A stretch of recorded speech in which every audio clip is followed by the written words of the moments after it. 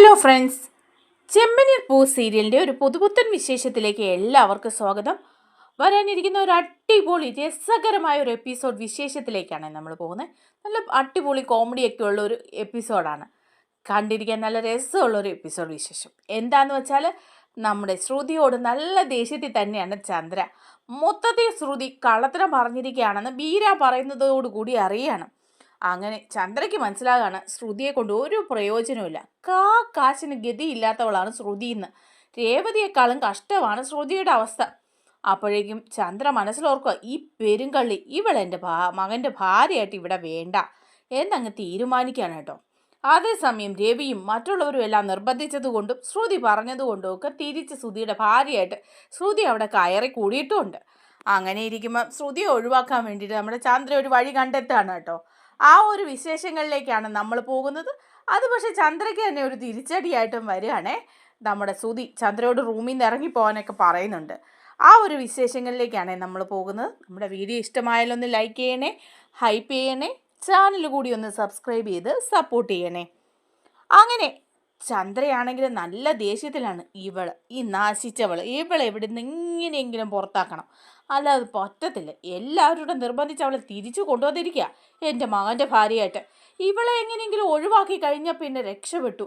അവന് വേറെ നല്ല കുടുംബത്തിൽപ്പെട്ട ഒരു പെണ്ണിനെ കിട്ടും. അവൻ എന്താ കുഴപ്പം? എൻ്റെ മോനല്ലേ, അവനൊന്നുമില്ലെങ്കിലും ഒരു നല്ല ബിസിനസ്സുകാരനല്ലേ, എത്ര രൂപ വിറ്റുവരവുണ്ട് അവൻ്റെ കടയിൽ. അങ്ങനെയുള്ള ഒരുത്തൻ്റെ ഇവളെ താങ്ങി നടക്കേണ്ട കാര്യമില്ല. അതൊക്കെ ഞാനങ്ങ് ക്ഷമിക്കാം. പക്ഷേ അവളുണ്ടല്ലോ, അവൾ എന്നോട് പല പ്രാവശ്യം പറഞ്ഞ കള്ളങ്ങളുണ്ടല്ലോ, അതൊന്നും ദഹിക്കുന്നതല്ല. അങ്ങനെ ചന്ദ്രയെ ഇപ്പോൾ ഒരു മൂലയ്ക്ക് ഇരുത്തിയിട്ട് ഇവിടെ വന്ന് ചന്ദ്രയുടെ വീട്ടിൽ താമസിക്കാമെന്ന് അവൾ ആലോചിക്കുകയും വേണ്ട എന്നൊക്കെ ചന്ദ്ര ഇങ്ങനെ മനസ്സിലാലോചിക്കുക. എന്നിട്ട് ചന്ദ്ര ഭാമയോട് ചെന്ന് പറയുന്നുണ്ട്, ഭാമേ, എനിക്ക് നിന്നോടൊരു കാര്യം പറയാനുണ്ട്. നമുക്ക് ഒരിടം വരെ പോകണം, നീ എൻ്റെ കൂടെ വരണമെന്ന് പറയാം. അപ്പോൾ ഭാമ ചോദിക്കുന്നുണ്ട്, അല്ല എങ്ങോട്ടാണ് ചന്ദ്രൻ നിനക്ക് പോകേണ്ടത്? അത് നീ എൻ്റെ കൂടെ നാളെ രാവിലെ വരണം. ദൂരെ ഒരു സ്വാമിയെ കാണാൻ പോകാനാ. ശ്രുതിക്കും ഒക്കെ നല്ലത് വരാൻ വേണ്ടി പ്രാർത്ഥിക്കണ്ടേ. പിന്നെ അവിടെ ഒരു ക്ഷേത്രത്തിലും പോയി തൊഴാനുണ്ട്. അതുകൊണ്ട് നീ എൻ്റെ കൂടെ വരണമെന്ന് പറയാം. അപ്പോൾ ഭാമ പറയുന്നുണ്ട്, ആ ശരി, ഞാൻ വരാമെന്ന് പറയാം. അങ്ങനെ പിറ്റേ ദിവസം ചന്ദ്ര പോവാണ് കേട്ടോ ഒരു സ്വാമിയെ കാണാനായിട്ട്. അങ്ങനെ പോകാനായിട്ട് വീട്ടിൽ നിന്ന് ഇറങ്ങുമ്പം രേവതി ചോദിക്കുന്നുണ്ട്, അല്ല അമ്മ എങ്ങോട്ടാ പോകുന്നത്? അല്ല എടി, ഞാൻ എങ്ങോട്ടാ പോകുന്നതെന്ന് നിന്നെ പോലൊരു പൂകെട്ടുകാരിയോട് പറയേണ്ട കാര്യമൊന്നുമില്ല. എനിക്കിഷ്ടമുള്ളിടത്തേക്ക് ഞാൻ പോകും. അതെന്തിനാ നീ ചോദ്യം ചെയ്യാൻ വരുന്നേ എന്ന് ചോദിക്കുക. അപ്പോൾ രവി ചോദിക്കുന്നുണ്ട്, അല്ല നീ രാവിലെ എന്തിനാ രേവതിയോട് ദേഷ്യപ്പെടുന്നത് ചന്ദ്രേ? നീ എവിടെ പോവാന്ന് അറിയാനുള്ള ആഗ്രഹം കൊണ്ട് അവൾ ചോദിച്ചതല്ലേ? അല്ല ഇപ്പം ഞാനും ചോദിക്കുക നിന്നോട്, നീ എവിടെ പോവാ? അതെ, എനിക്ക് ഒരിടം വരെ പോകാനുണ്ട്. ആ ഒരു ക്ഷേത്രത്തിൽ രാവിലെ പോയി പ്രാർത്ഥിക്കണം. എൻ്റെ മക്കൾക്കെല്ലാം ദുർബുദ്ധിയല്ലേ, അതുപോലെ ഓരോ മാരണങ്ങളാണ് എൻ്റെ മക്കളുടെ എല്ലാം തലയിൽ വന്ന് കയറിയിരിക്കുന്നത്. അവർക്കൊക്കെ നല്ലത് വരാൻ വേണ്ടിയിട്ട് പ്രാർത്ഥിക്കണ്ടേ? അതിനു വേണ്ടി ഞാൻ പോവാ, എൻ്റെ കൂടെ ഭാമയുണ്ടെന്ന് പറയാം. അപ്പം രവി പറയാം, ആ ഭാമയുണ്ടോ? ആ 2 പേരും കൂടിയാണല്ലോ പോക്ക്. എന്താ പ്രത്യേകിച്ച് എന്തെങ്കിലും ഉദ്ദേശമുണ്ടോ? ഒരു ഉദ്ദേശവും ഇല്ല.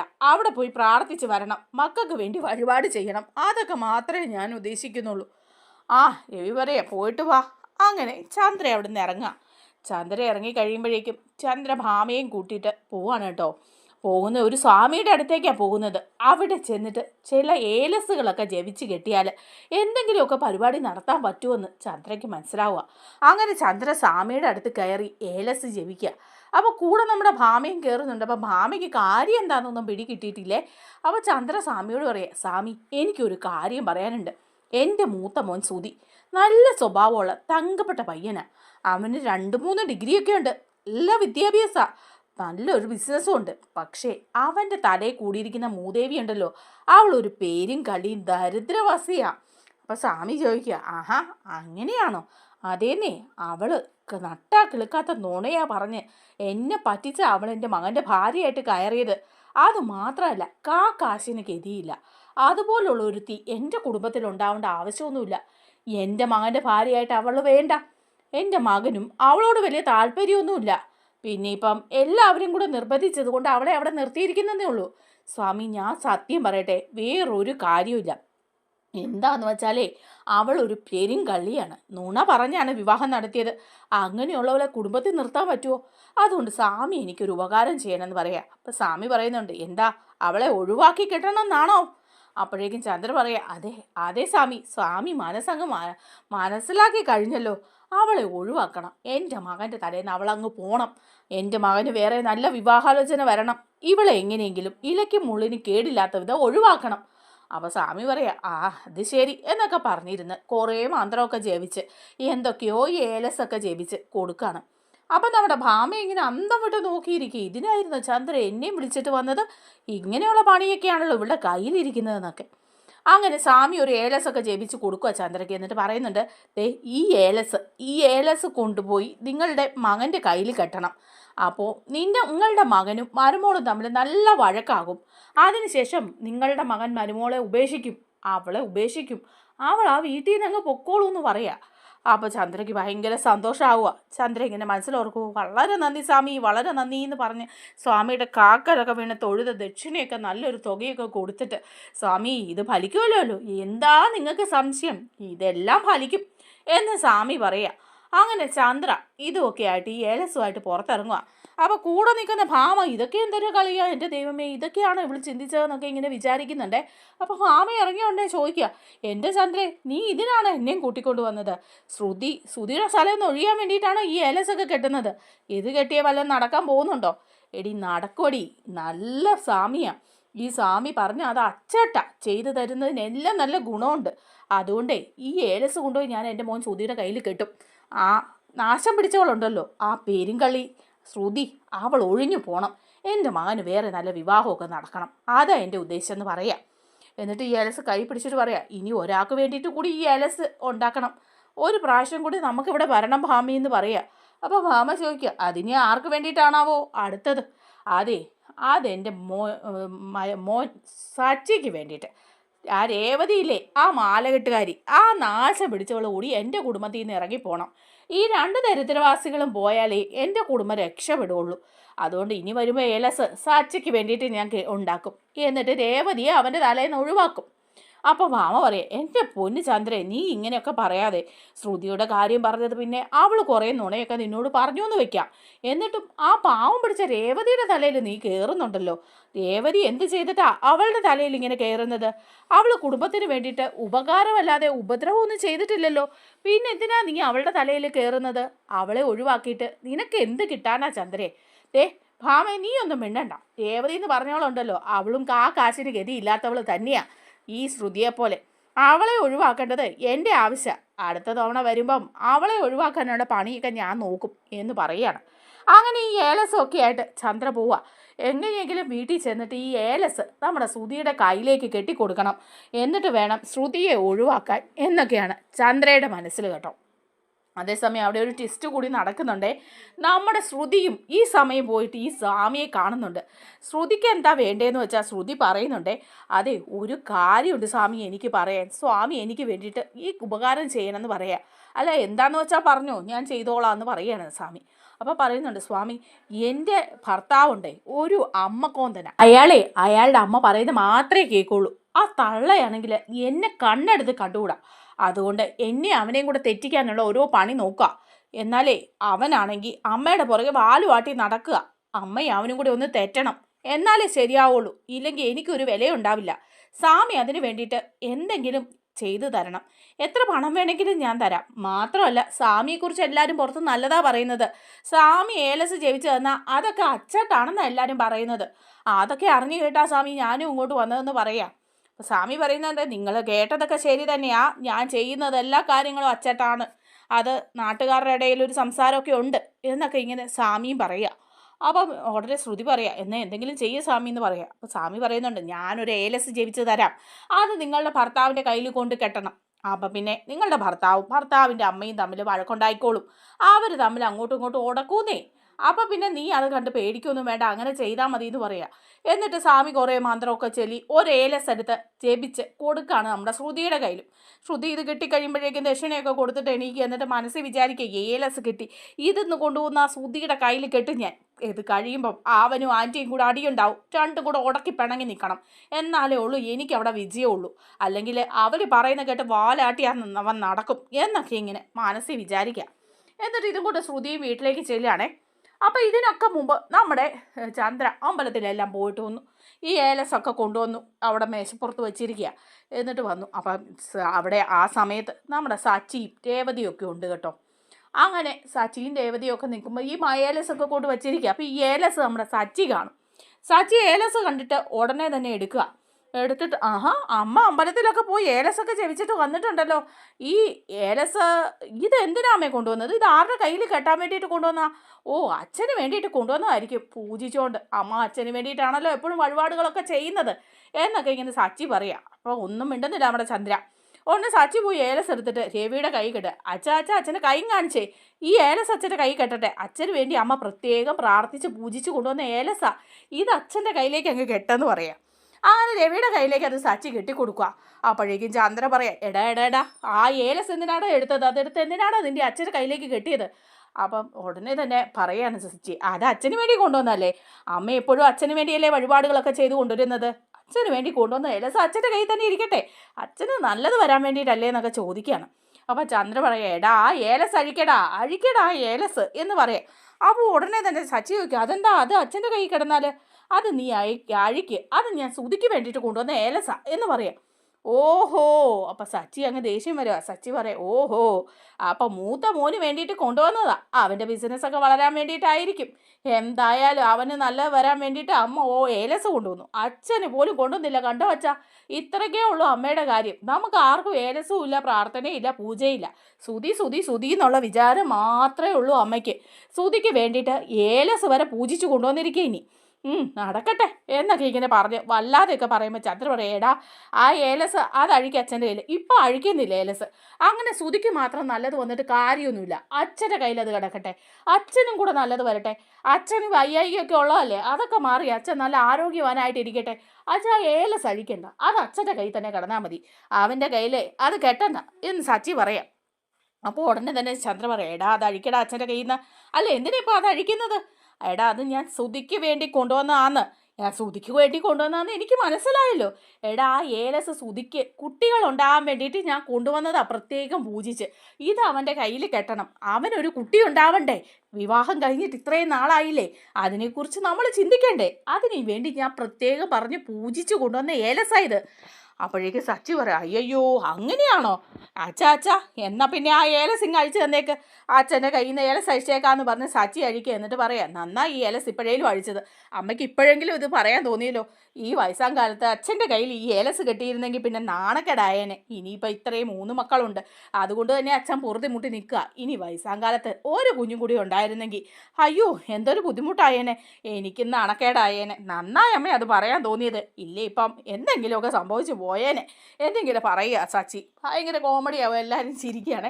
അപ്പോഴേക്കും നമ്മുടെ രേവതി അവിടെ നിന്ന് ചിരിക്കുക. എന്നിട്ട് ഈ ഏലസ് സച്ചി ചന്ദ്രയുടെ കയ്യിലേക്ക് കൊടുക്കുക. ഇന്ന് അമ്മ ഏലസ് ഇത് കൊണ്ടുപോയി സുധിയുടെ കയ്യിൽ തന്നെ കെട്ടിക്കൊടുത്തു, അവന് കുട്ടികളുണ്ടാകട്ടെ, അച്ഛനെ വെറുതെ വിട്ടേക്കേ എന്ന് പറയാം. അപ്പോൾ ഈ ചന്ദ്ര ഏലസുമായിട്ട് ഇനി സുധിയുടെ അടുത്ത് ചെല്ലണമല്ലോ, സുധിയുടെ അടുത്ത് എന്ന് സുധിയുടെ കയ്യിൽ കെട്ടിക്കൊടുക്കണ്ടേ, അതിന് പോവാം. അപ്പോഴേക്ക് രേവതി അവിടെ നിന്ന് ചിരിക്കുക ഈ കോമഡിയൊക്കെ കണ്ടിട്ട്. അപ്പോൾ ചന്ദ്രയ്ക്ക് അങ്ങ് ദേഷ്യം വരിക. ചന്ദ്ര രേവതിയോട്, എന്താണ് ഇന്ന് കിളിക്കുന്നത്? നീ എന്നെ കണ്ടിട്ടാണ് ഈ കിളിക്കുന്നത്?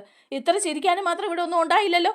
ഏയ് ഒന്നുമില്ല, സച്ചിയേട്ടൻ പറയുന്ന കേട്ട് ഞാനൊന്ന് ചിരിച്ചെന്നേ ഉള്ളൂ. ചിരിക്കണ്ട, നിൻ്റെ ചിരിയൊക്കെ അങ്ങ് മതിയാക്കിയേക്ക് കേട്ടോ. ഇവിടെ ചിരിക്കാൻ മാത്രം ഒന്നും ഉണ്ടാക്കിയിട്ടില്ല, എന്നെ കളിയാക്കി നീ ചിരിക്കുകയും വേണ്ട എന്നും പറഞ്ഞ് വലിയ ഗൗരവത്തിൽ ആ ഏലസും ഒക്കെ ആയിട്ട് സുധിയുടെ റൂമിലേക്ക് പോവാം. അപ്പോൾ സച്ചി പറയാം, അച്ഛാ നന്നായി ഏലസ് ഊരിയതല്ലേ. അപ്പോൾ രവി പറയാം, എടാ പോടാ നീ മിണ്ടാതിരിക്കടാ എന്ന് പറയാം. അങ്ങനെ ചന്ദ്ര സുധിയുടെ റൂമിൽ ചെല്ലുക. അപ്പോൾ സുധി ജോലിയെല്ലാം കഴിഞ്ഞിട്ട് വന്നിട്ട് ഇങ്ങനെ നിൽക്കുകയാണെന്ന സമയത്താണ് ചെല്ലുന്നത്. അപ്പോഴേക്ക് സുധി ചോദിക്കുക, അല്ല എന്താ അമ്മേ, എന്താ വന്നേ? അല്ല മോനെ, നിൻ്റെ കൈ ഇങ്ങനെ കാണിച്ചേന്ന് പറയും. എന്താ? ഇതൊരു ഏലസ, ഇത് ഞാനൊരു അമ്പലത്തിൽ പോയി പൂജിച്ച് കൊണ്ടുവന്നാ, ഇത് നിൻ്റെ കയ്യിലേക്ക് അങ്ങ് കെട്ടാനാന്ന് പറയുമ്പോൾ സുധി ചോദിക്കുക, എന്തിനാ അമ്മ ഇപ്പോൾ ഏലസൊക്കെ കെട്ടുന്നത്? എനിക്ക് ഇങ്ങനെയുള്ള അന്ധവിശ്വാസങ്ങളിലൊന്നും വിശ്വാസമില്ല എന്ന് പറയാം. അപ്പോൾ പറയും, എടാ നീ അങ്ങനെയൊന്നും വിശ്വസിക്കാതിരിക്കണ്ട, ഇത് എന്തിനാണെന്നറിയാമോ? നിനക്ക് ബിസിനസ്സിലൊക്കെ ഉയർച്ച ഉണ്ടാവാനാ. ഇപ്പം ചെറിയൊരു തള്ളലല്ലേ, ഇനി നീ വലിയ വലിയ ബിസിനസ്സുകാരനാവണം, നിൻ്റെ ബിസിനസ് ഉയർന്ന് നീ ഒരു മൾട്ടി മില്യനെയറൊക്കെ ആവണം. അതിനു വേണ്ടി അമ്മ പ്രത്യേകം പൂജിച്ച് കൊണ്ടുവന്നതാ, അതിങ്ങോട്ട് താ, നിൻ്റെ കയ്യിൽ കെട്ടാന്ന് പറയാം. അങ്ങനെ കയ്യിൽ കെട്ടിക്കൊടുക്കുകയാണ് നമ്മുടെ ചന്ദ്ര. ചന്ദ്ര കയ്യിൽ ഈ ഏലസ് കെട്ടി കൊടുത്തിട്ട് ആ മോനെ പോവാന്നൊക്കെ പറഞ്ഞ് പോവാ. അപ്പോൾ ശ്രുതി ബിസിനസ്സൊക്കെ രക്ഷപ്പെടാനാണല്ലോ എന്നൊക്കെ വെച്ച് സന്തോഷിച്ച് നിൽക്കുകയാണേ. ആ സമയത്ത് നമ്മുടെ ശ്രുതി വരുക. ശ്രുതിയാണെങ്കിലോ ശ്രുതി വേറെ ഏലസും കൊണ്ടാണ് വരുന്നത്. ചന്ദ്രയും ആയിട്ട് തെറ്റാൻ വേണ്ടിയിട്ടുള്ള ഏലസല്ലേ അത്. അതുമായിട്ട് ശ്രുതി വരുക. ശ്രുതി വന്നിട്ട് പറയാം, ശ്രുതി നിൻ്റെ കൈ ഇങ്ങ് കാണിച്ചേ എന്ന് പറയാം. അപ്പോൾ ശ്രുതി ചോദിക്കുക, എന്താ അല്ല കൈ ഇങ്ങ് കാണിക്കടാന്ന് പറയാം. ഈ ഏലസ് ഒന്ന് നിൻ്റെ കയ്യിലേക്ക് കെട്ടട്ടെ എന്ന് പറയാം. അപ്പോൾ ഉടനെ തന്നെ ശ്രുതി പറയുന്നുണ്ട്, എന്തിനാ ഇനി ഈ ഏലസ് കെട്ടുന്നത്? നീ ഏലസും കൊണ്ടുവന്നോ? ഈ കയ്യിൽ അമ്മ ഏലസ് കെട്ടിയിരിക്കുക, പിന്നെ ഇനി നീ കൊണ്ടുവന്ന് എന്തിനാ ഏലസ് കെട്ടുന്നത്?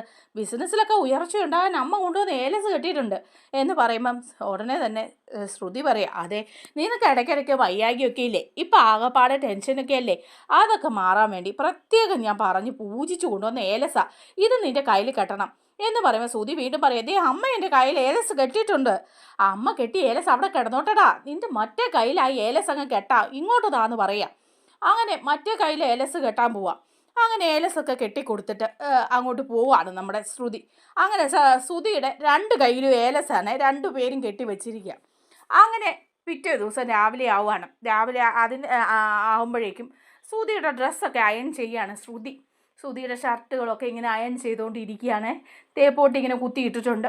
അങ്ങനെ ചെയ്തുകൊണ്ടിരിക്കുന്നതിൻ്റെ ഇടയിൽ നമ്മുടെ ശ്രുതി കുളിക്കാനായിട്ട് കയറിയിരിക്കുക. അപ്പോൾ അത് കഴിയുമ്പോഴേക്കും ശ്രുതി ഓർക്കും പെട്ടെന്ന് വേറെ തുണി വെളിയിൽ കിടപ്പുണ്ടല്ലോ, അതും കൂടി എടുത്തിട്ട് വരാമെന്ന് വിചാരിച്ചിട്ട് ശ്രുതി അങ്ങ് ഇറങ്ങിപ്പോവാ കുറച്ച് തുണിയും കൂടി എടുക്കാൻ വേണ്ടിയിട്ട്. ആ സമയത്ത് നമ്മുടെ ശ്രുതി കുളിയെല്ലാം കഴിഞ്ഞ് വന്നിട്ട് പുതിയ ഷർട്ട് തേച്ചൊക്കെ വച്ചിരിക്കുന്നത് കാണുകയാണ്. അപ്പോൾ അതിങ്ങനെ എടുക്കാൻ വേണ്ടിയിട്ട് ശ്രുതി കൈ എടുക്കുമ്പോഴേക്കും തേപ്പോട്ട് ഇങ്ങനെ കുത്തി സ്വിച്ച് ഓൺ ആക്കി വെച്ചിരിക്കുകയാണ് ശ്രുതി.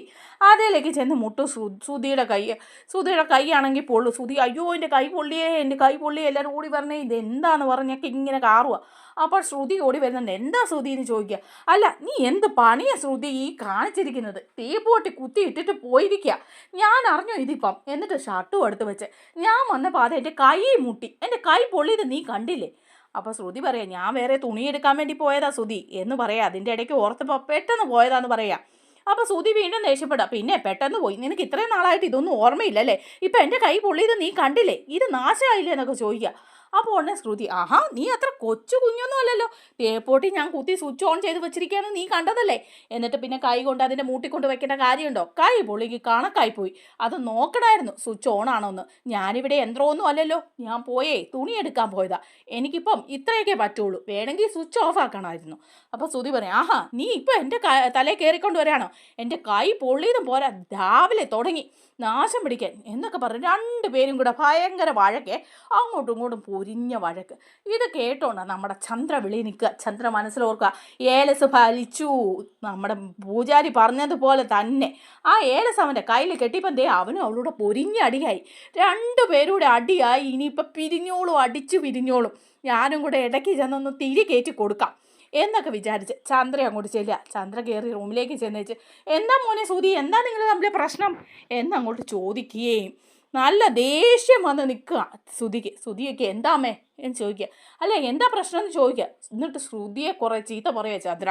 ശ്രുതി നിനക്ക് ശ്രദ്ധിക്കാൻ മേലായിരുന്നു, തേപ്പ് പൊട്ടി കുത്തിയിട്ടപ്പം എൻ്റെ മോനെ കയ്യേ ഇപ്പോൾ പൊള്ളിയിടും, അവനെ കറണ്ട് അടിച്ചിരുന്നെങ്കിൽ എന്ത് ചെയ്തേനെ, നിനക്കൊരു ശ്രദ്ധയില്ല, അവന് വെറുതെ വിടുകയല്ല, ഇങ്ങനെ നാശം പിടിക്കാൻ പെരുകള്ളി ഇങ്ങനെ നിൽക്കുക എന്നൊക്കെ പറഞ്ഞ് ശ്രുതിയുടെ നേരെ അങ്ങോട്ട് തുടങ്ങുമ്പോൾ ശ്രുതിയും തുടങ്ങുകയാണേ. അപ്പം നമ്മുടെ ശ്രുതിക്ക് അങ്ങ് ദേഷ്യം വരിക. ശ്രുതി പെട്ടെന്ന് ചന്ദ്രയുടെ നേരെ തുടങ്ങുക. എന്താ അമ്മ എന്തിനാ ഇപ്പം ഇങ്ങോട്ട് വന്നത്, ഞാൻ ശ്രുതിയും കൂടെ വഴക്കാണെങ്കിൽ അമ്മയ്ക്ക് എന്താ ചെയ്തം, ഇതിൻ്റെ ഇടയ്ക്കൊക്കെ കയറാൻ നിങ്ങളോട് ആരാ പറഞ്ഞത്, എൻ്റെ മുറിയിൽ ഇപ്പം കയറി വരാൻ നിങ്ങളോട് ആരാ പറഞ്ഞേ, എൻ്റെ മുറിയിൽ നിന്ന് ഇറങ്ങി പോകുന്നുണ്ടോ നാശം പിടിക്കാൻ, ഇങ്ങനെ വന്നോളൂ ഓരോരുത്തർ എന്നൊക്കെ പറഞ്ഞ് ശ്രുതി ചന്ദ്രയുടെ നേരെ. ചന്ദ്ര അന്തം വിട്ടു പോവാണ്. ഇവർ രണ്ടുകൂടെ വഴക്കുണ്ടാക്കിയപ്പോൾ ഞാൻ കയറി വന്നപ്പോഴത്തേക്കും വീണ്ടും ഇവർ രണ്ടുകൂടെ വഴക്ക് മാറിയിട്ട് എൻ്റെ നേരെയായോ എന്നിങ്ങനെ വിചാരിക്കാം. അപ്പോൾ ശ്രുതി ഓർക്കുക, ആ ഏലസ് ഫലിച്ചു കേട്ടോ. ദേണ്ടേ ശ്രുതി ഇപ്പോൾ ഒരു കാരണമില്ലാതെ അമ്മയുടെ നേരെ വെക്കിട്ട് കയറുന്നു. അമ്മയുടെ നേരെ നിന്ന് സംസാരിക്കാത്ത ശ്രുതിയാ ഈ ആൻറ്റിയോട് എന്തെല്ലാമാ പറഞ്ഞത്. കൊള്ളാം ഏലസ് കൊള്ളാമെന്ന് വിചാരിക്കുക. അപ്പോൾ ചന്ദ്ര വെളിയിലിറങ്ങി ഇങ്ങനെ ഇരിക്കുക റൂമിൽ നിന്ന്. ശ്രുതി ആദ്യം ഇറക്കി വിട്ടല്ലോ.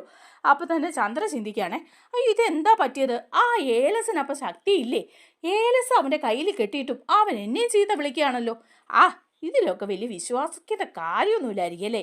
മാമ പറഞ്ഞ പോലെ ഇതൊക്കെ കള്ളത്തരാണോ എന്നൊരു സംശയമുണ്ട് എന്നൊക്കെ പറഞ്ഞ് ചന്ദ്ര അവിടെ ഇരിക്കുകയാണേ. അതേസമയം നമ്മുടെ ചന്ദ്ര നല്ല ചീത്തയൊക്കെ കേട്ട് സുധിയുടെ കയ്യിൽ നിന്ന് വെളിയിലിറങ്ങി വരുന്നത് സച്ചിയും രേവതി. ആ സമയത്ത് തന്നെ നമ്മുടെ വർഷയും ശ്രീകാന്തും എല്ലാം ഉണ്ട്. ചന്ദ്ര അവിടെ ഇരുന്ന് കരയുക. എൻ്റെ മോൻ സുധി എന്നെ വഴക്ക് പറഞ്ഞേ, ഇതുവരെ അവൻ എന്നെ ചീത്ത പറഞ്ഞിട്ടില്ല, എൻ്റെ നേരെ നിന്ന് ഒന്നും പറഞ്ഞിട്ടില്ല, അതേണ്ട ഇപ്പം അവൻ എന്നെ ചീത്തയും പറഞ്ഞു എല്ലാം പറഞ്ഞു എന്നും പറഞ്ഞ് അവിടെ ഇരുന്ന് ചന്ദ്ര പൊട്ടിക്കരയാണ്. അപ്പോൾ എല്ലാവരും വന്ന് ചോദിക്കുക, സുധി രേവതിയൊക്കെ വന്ന് ചോദിക്കുക, എന്താ അമ്മ എന്തിനാ കരയുന്നത്, നീ പോടി, എന്നോട് ആരും സംസാരിക്കാൻ വരണ്ട, സുധി അവൻ എന്നെ ചീത്ത പറഞ്ഞു, എല്ലാത്തിനും കാരണം ആ ശ്രുതിയാ, ആ നശിച്ചവള് കാരണം എന്നൊക്കെ പറഞ്ഞ് ചന്ദ്ര ഇരുന്ന് പൊട്ടിക്കരയുക. അപ്പോഴേക്കും വർഷ അവിടെ നിന്ന് പൊട്ടിച്ചിരിക്കുക. ആഹാ, അമ്മ സുധി വഴക്ക് പറഞ്ഞോ, ആ കൊള്ളാവല്ലോ, എന്താ കാര്യം എന്നൊക്കെ പറഞ്ഞ് വർഷ അവിടെ നിന്ന് പൊട്ടിച്ചിരിക്കുന്നുണ്ട് കേട്ടോ. അങ്ങനെ ആകെ കാലി പിടിച്ചിരിക്കുകയാണ് നമ്മുടെ ചന്ദ്ര. നല്ല അടിപൊളി സൂപ്പർ എപ്പിസോഡുകളാണ് വരാനുള്ളത്. നമ്മുടെ വീഡിയോ ഇഷ്ടമായാലൊന്ന് ലൈക്ക് ചെയ്യണേ, ഹൈപ്പ് ചെയ്യണേ, ചാനൽ കൂടി ഒന്ന് സബ്സ്ക്രൈബ് ചെയ്ത് സപ്പോർട്ട് ചെയ്യണേ. താങ്ക്